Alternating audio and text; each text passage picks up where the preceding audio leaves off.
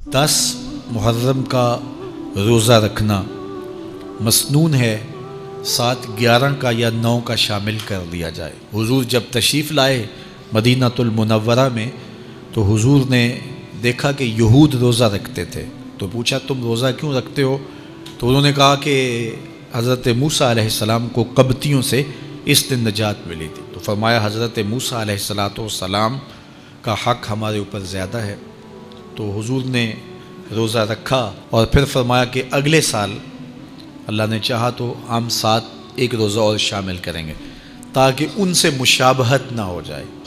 عددی مشابہت سے بھی بچنے کے لیے حضور نے کہا کہ ہم 2 رکھیں گے۔ تو روزہ اگر عاشورے کا رکھنا چاہیں تو اس کے لیے سنت یہ ہے کہ 7 یا 9 کا شامل کریں یا 11 کا شامل کریں۔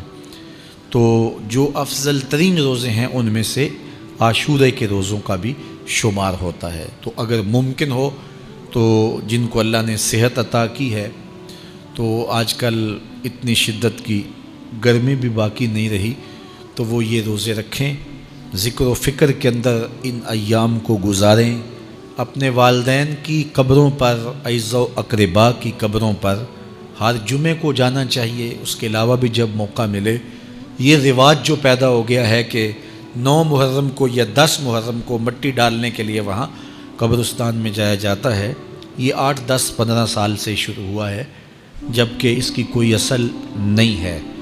تو اگر آپ روٹین سے جاتے ہیں تو آپ کو ہر جمعے کو جانا چاہیے والدین کی قبروں پر، اور وہاں جا کے ہر جمعے کو سورہ یاسین کی تلاوت کرنی چاہیے۔ تو سال کے بعد صرف 10 محرم کو یا 9 محرم کو جانا، یہ بہرحال اس دور کی ایجاد ہے، یہ کوئی مسنون نہیں ہے اور یہ کوئی سنت نہیں ہے۔ تو روٹین سے اگر کوئی جانے والا ہے تو چلا جاتا ہے تو کوئی حرج نہیں ہے۔ تو باقی یہ بڑے اشرف ایام ہیں، بابرکت ایام ہیں، اور ان کو بہت ساری نسبتیں حاصل ہیں۔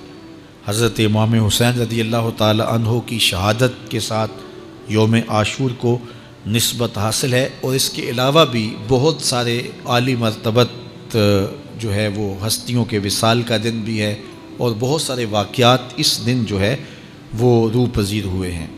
تو یہ اس لحاظ سے بہت ہی بابرکت اور جو ہے وہ مبارک یوم ہے۔ تو اس دن کو ذکر و فکر میں، عبادات میں بسر کیجیے گا، اور اپنی زندگی کی ایک ایک ساعت کو اللہ اور اس کے رسول کے نام پر لگا دینے کے جذبوں سے سرشار ہو کے زندگی گزاریے گا۔ حضرت امام پاک انہوں نے اپنی زندگی دین کے لیے قربان کر دی۔